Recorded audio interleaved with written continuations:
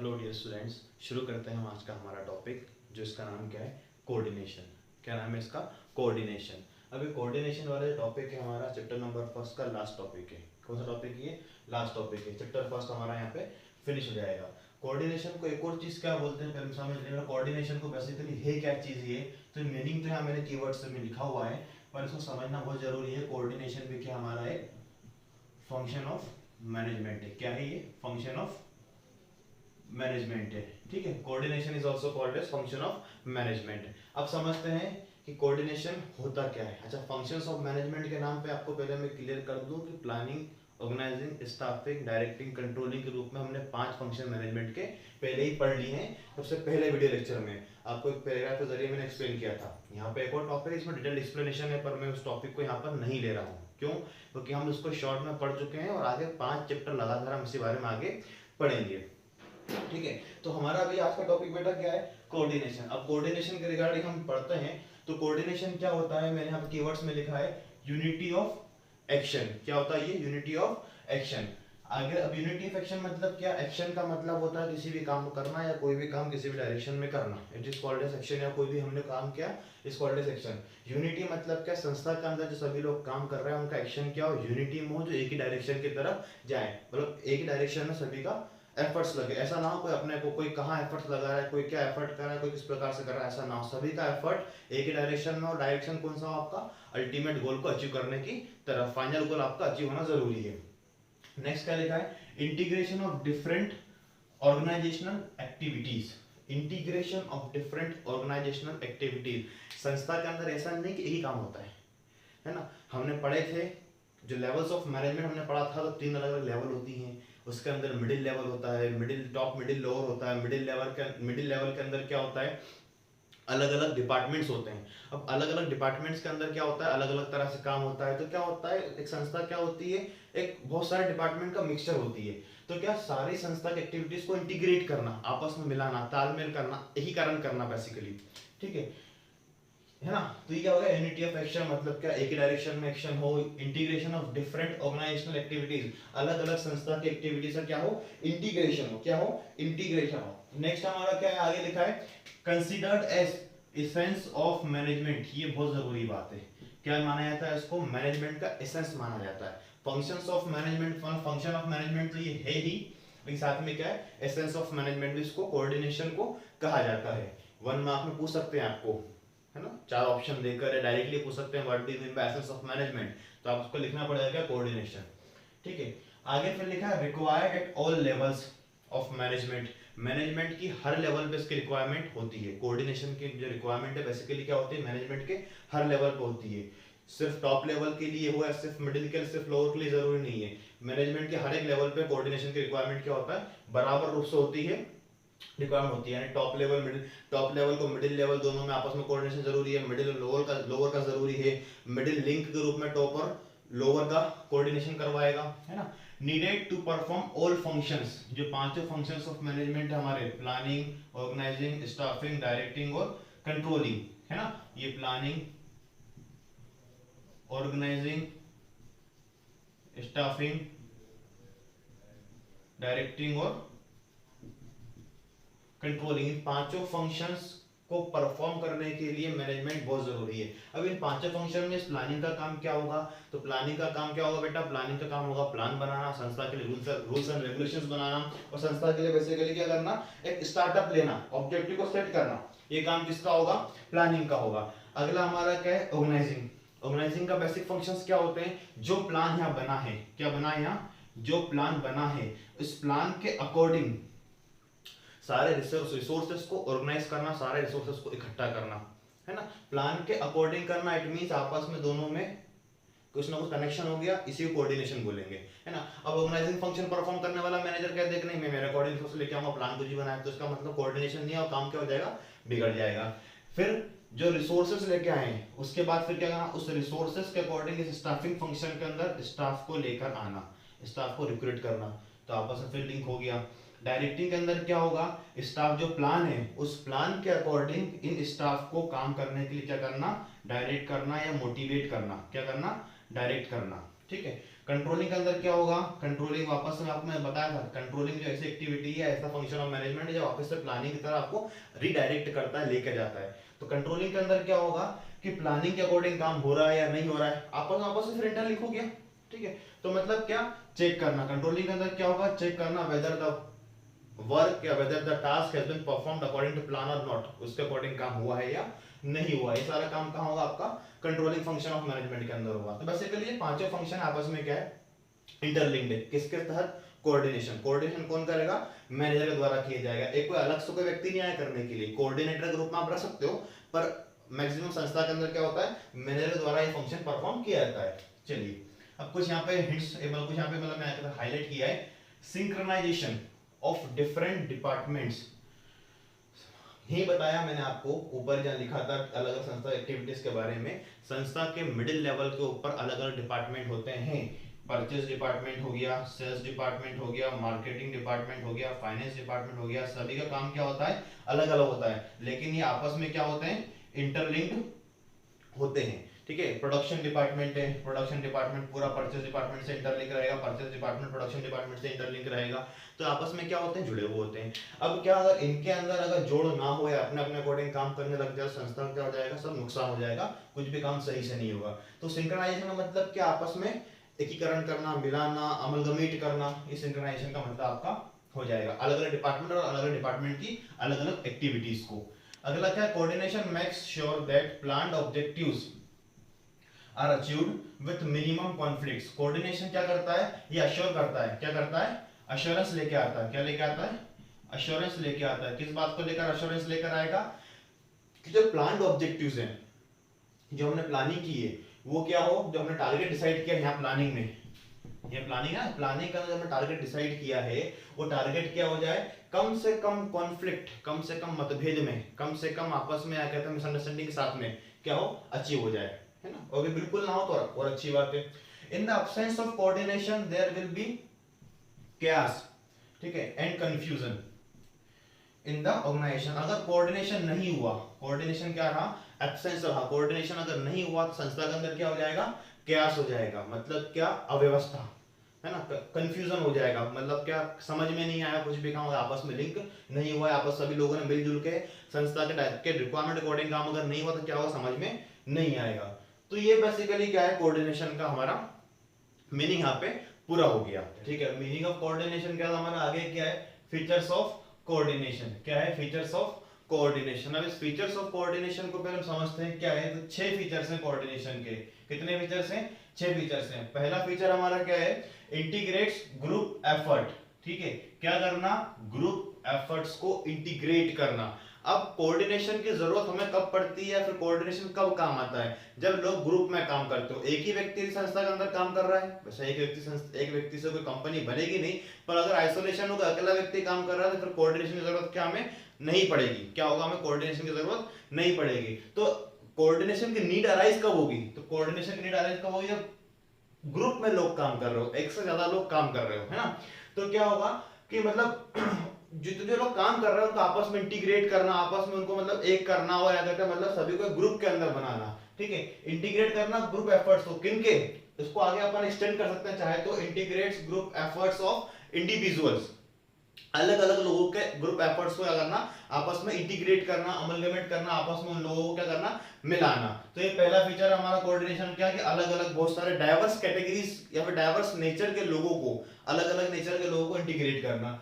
Next हमारा क्या है, एंश्योर्स, यानी अश्योर करना, वेरीफाई करना या अश्योर कर लेना, क्या, यूनिटी ऑफ एफर्ट्स।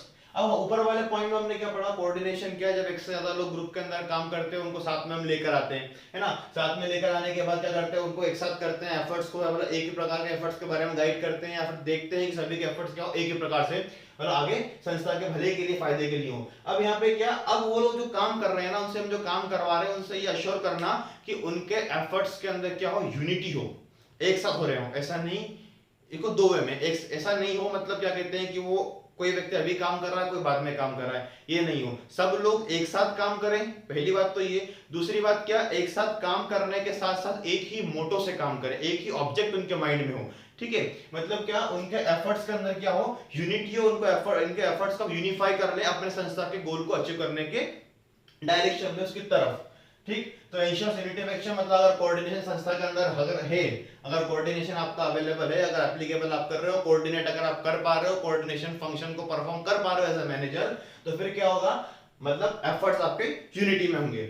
नहीं है तो नहीं होगा। कॉन्टिन्यूअस प्रोसेस, गतिशील प्रक्रिया, कंटिन्यूअस प्रोसेस यानी मतलब क्या, लगातार जो कोऑर्डिनेशन है लगातार चलता रहता है। ठीक है, इसको कभी खत्म नहीं करना है।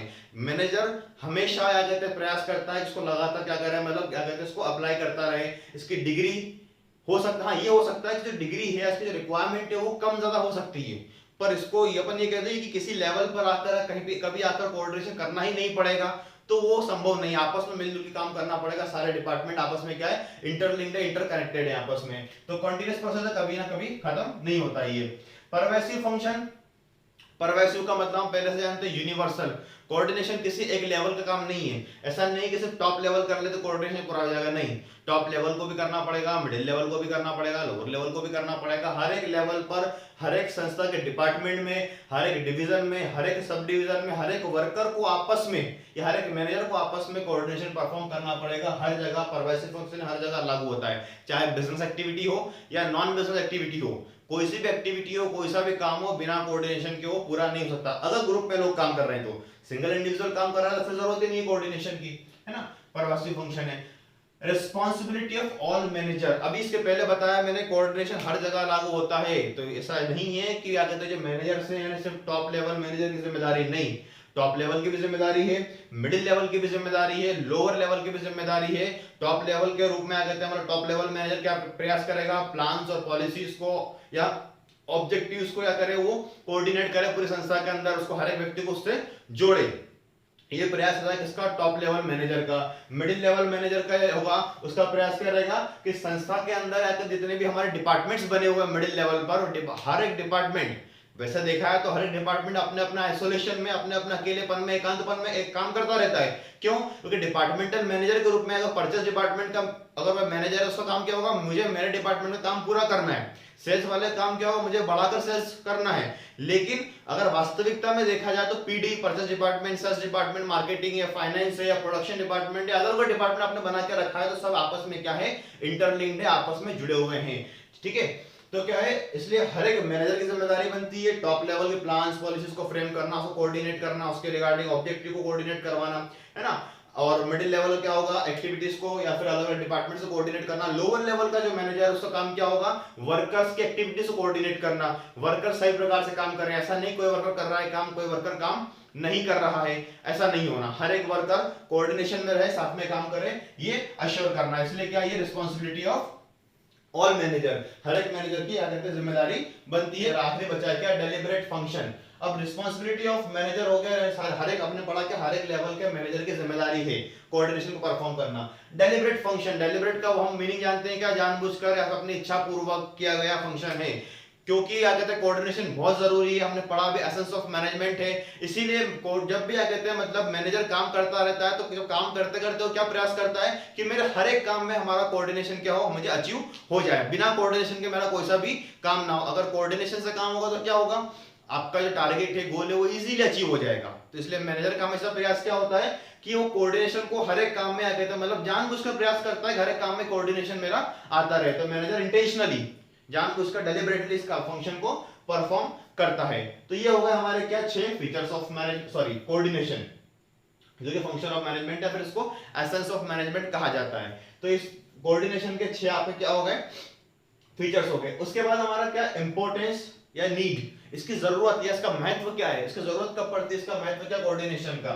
तो कब जरूरत पड़ती है, व्हेन ग्रोथ इन साइज, जब आपकी संस्था क्या हो जाए साइज में, आपकी संस्था क्या हो जाए ग्रो करने लग जाए, बड़ी हो जाए, बड़े पैमाने पे संस्था पहुंच जाए, जब कोऑर्डिनेशन की जरूरत पड़ती है। अब बड़े पैमाने पे संस्था पहुंचेगी तो कोऑर्डिनेशन की जरूरत क्यों पड़ेगी, वो इसलिए पड़ेगी जब आप ग्रो करोगे।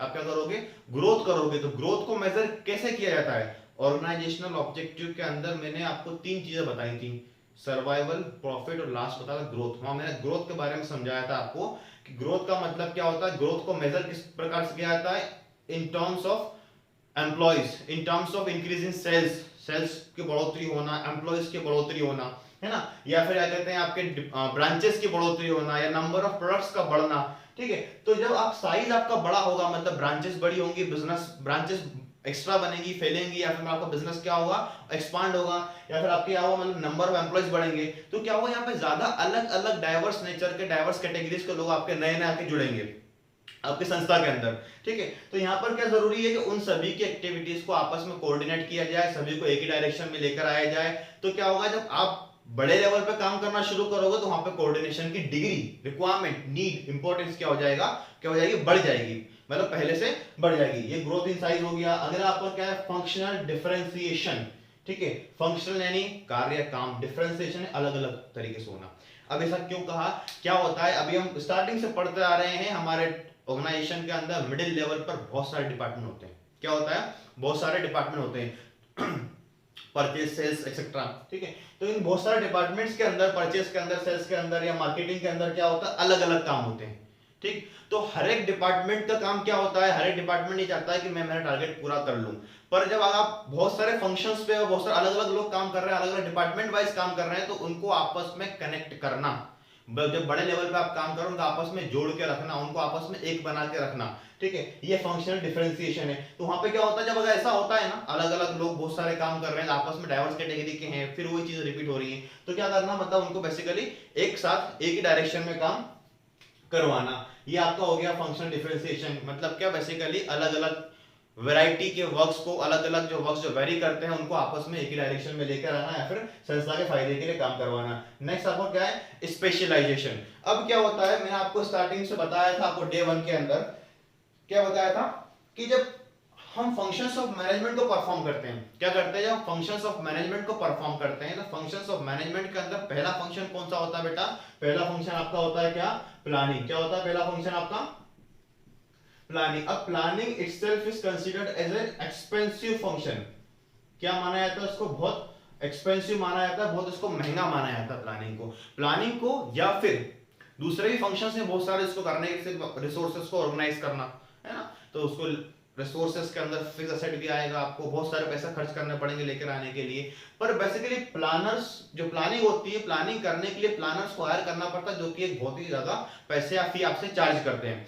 तो जब आप स्पेशलिस्ट लोगों को, विशेषज्ञ लोगों को आप संस्था के अंदर आप जब लेकर आओगे, ठीक है, काम उनसे करवाओगे, उनकी स्पेशलिटी का फायदा आप उठाओगे, तो क्या होगा, स्पेशलिस्ट को हमेशा क्या लगता है कि वी आर द सुप्रीम, या वी आर द बेस्ट, जो हम डिसीजन ले रहे हैं वो सही है, हमारे अलावा सब लोग क्या है, बेवकूफ है, हमारे अलावा किसी को समझ में नहीं आता है। तो उनकी सोच हमेशा ये होगी। तो जब एक से ज्यादा स्पेशलिस्ट काम करेंगे ना, तो आपस में ईगो क्लैश होने की संभावनाएं बढ़ जाएगी। आपस में उनका क्या होगा, मतलब माइंड सेट आ जाएगा कि नहीं, सामने वाला, और भी देखो अलग अलग, हम स्टार्टिंग से पढ़ते हैं क्या, कि ह्यूमन बिहेवियर को, ह्यूमन नेचर को, ह्यूमन टेंडेंसी को समझना लगभग क्या है, नेक्स्ट टू इम्पॉसिबल है, समझ पाना बिल्कुल पॉसिबल नहीं है। क्यों, सभी का बिहेवियर, सभी का नेचर क्या होता है, अलग अलग होता है। अब जब सभी का नेचर अलग अलग होता है, तो ऑब्वियसली जो स्पेशलिस्ट हैं, विशेषज्ञ, वो भी क्या ह्यूमन ही है, वो भी मानव है हमारी तरह, तो उनका भी कहना, उनका भी डिसीजन हर एक चीज को लेकर क्या होगा, वेरी करेगा, डिफर करेगा, ठीक। तो उनके डिसीजंस जो डिफर कर रहे हैं,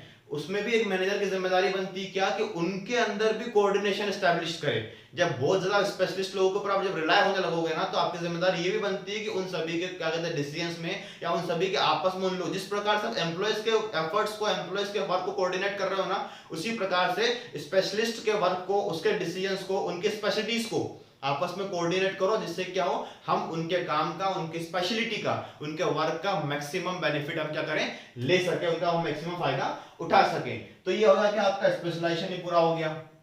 इस प्रकार से बेटा क्या होगा, आपका कोऑर्डिनेशन फंक्शन, या फिर कोऑर्डिनेशन जो मैनेजमेंट का एसेंस, बहुत जरूरी एलिमेंट है, ये पूरा हुआ। साथ में हमारा चैप्टर नंबर 1 भी खत्म हुआ।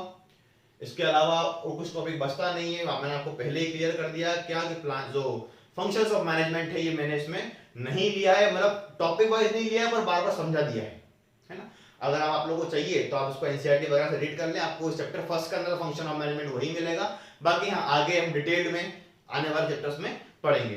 ठीक है बेटा, आज के वीडियो लेक्चर में इतना ही। मिलते हैं हम अगले वीडियो लेक्चर में, हम चैप्टर नंबर 2 अब शुरू करेंगे। चैप्टर 1 आपका इतना खत्म हुआ, इसको प्लीज एनसीईआरटी से आप, या आपकी जो भी बुक हो, जिस बुक से आप पढ़ रहे हैं, उसको क्या करें, आप लोगों को रीड करना है। आपको मतलब कोई भी डाउट हो तो निकालना है। कोऑर्डिनेशन जो टॉपिक है, मोस्ट इंपोर्टेंट टॉपिक है एग्जाम में, इससे केस स्टडी कहीं बार आई है। अच्छा चलो, केस स्टडी की बात निकले, एक चीज आपको बता देता हूं मैं, कि जो केस स्टडी है कोऑर्डिनेशन से जो अक्सर केस स्टडी आती है, जो बहुत पॉपुलर केस स्टडी है वो ये है कि आपको मैंने लेवल्स ऑफ मैनेजमेंट पढ़ाए थे। क्या पढ़ाए थे? लेवल्स हमने पढ़ा था। अब लेवल ऑफ मैनेजमेंट हमने 3 पढ़े थे, टॉप, मिडिल और अभी टॉप लेवल के अंदर एक पोस्ट पढ़ी थी हमने जीएम की, जनरल मैनेजर की। इसके रिगार्डिंग केस स्टडी कई बार आती है। क्या कि जनरल मैनेजर, अच्छा जनरल मैनेजर कौन होता है? मिडिल लेवल हमने पढ़ा है क्या? परचेज डिपार्टमेंट होगा, सेल्स डिपार्टमेंट होगा, फाइनेंस डिपार्टमेंट होगा, मार्केटिंग डिपार्टमेंट होगा या प्रोडक्शन डिपार्टमेंट होगा एंड सो ऑन, और भी डिपार्टमेंट्स होंगे। तो इन सारे डिपार्टमेंट का एक एक मैनेजर होता है। क्या होता है? इन सारे डिपार्टमेंट पर डिपार्टमेंटल हेड के रूप में या डिविजनल हेड के रूप में एक मैनेजर या फिर एक हेड अपॉइंट किया जाता है। परचेज डिपार्टमेंट का परचेज मैनेजर होगा, फाइनेंस मैनेजर होगा, प्रोडक्शन मैनेजर होगा, सेल्स मैनेजर, मार्केटिंग मैनेजर। तो इन सारे मैनेजर्स के ऊपर एक मैनेजर कौन होता है?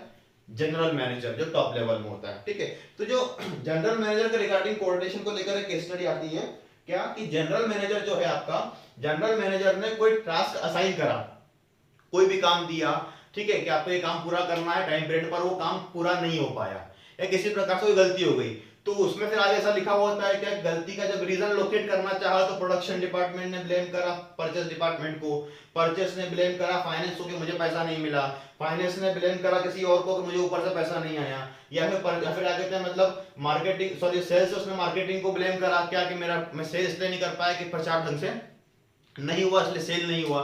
जब आपस में ब्लेम करने लगे दूसरे को तो मतलब क्या है, अब इसमें क्वेश्चन पूछा जाएगा कि कौन मैनेजमेंट के कौन सा एस्पेक्ट या कौन सा मतलब बेसिकली पॉइंट यहाँ पे लैक कर रहा है, कमी है, तो उसका आंसर आपको क्या हो जाएगा? आपका कोऑर्डिनेशन।